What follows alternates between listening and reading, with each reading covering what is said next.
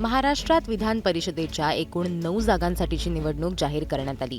विधान परिषदेच्या 9 जागांसाठी नियमित निवडणूक आणि एका जागेची पोटनिवडणूक पार पडणार आहे.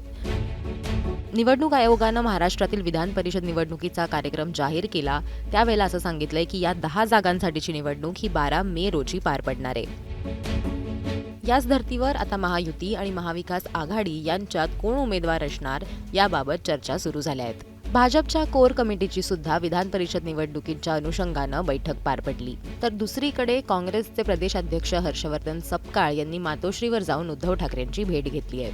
या भेटीत नेमकी काय चर्चा झाली त्याबद्दल त्यांनी माहिती दिली आहे. निश्चित या सर्व आजची राजकीय परिस्थिती किंवा गतकाळातील सर्व जे एकंदरीत निर्णय जे होते या सर्व गोष्टींचं सिंहावलोकन आपसूक या चर्चेच्या अनुषंगाने या ठिकाणी झालेलं आहे.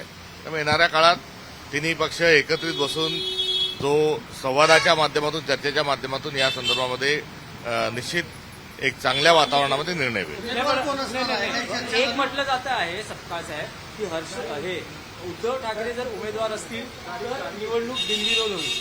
नाही, या संदर्भामध्ये काँग्रेस पक्षाने जी घेतलेली जी भूमिका होती ही भूमिका आपल्या सर्वांच्या समोर आहे की राज्यसभेच्या निवडणुकीच्या आधीपासून आम्ही सांगत आलो राज्यसभेची निवडणूक संपन्न झाली आहे.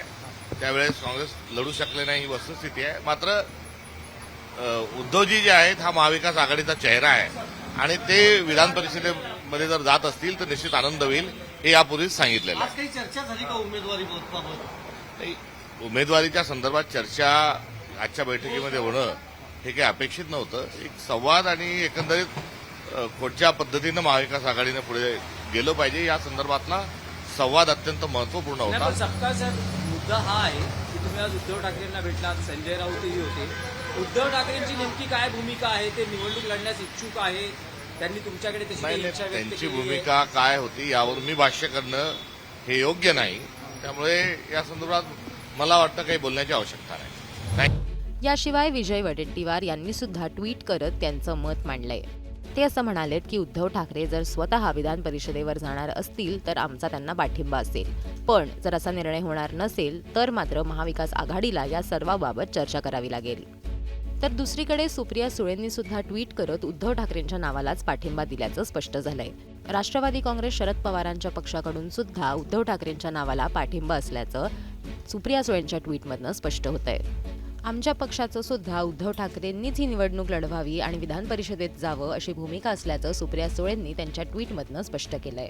या निवडणुकीत महाविकास आघाडीच्या वाट्याला फक्त एक जागा येणार असल्यामुळे या जागी नक्की कोण जातं, उद्धव ठाकरे स्वतः हे विधान परिषदेत जातात का हे बघणं महत्त्वाचं ठरणार आहे. ब्युरो रिपोर्ट, मुंबई तक.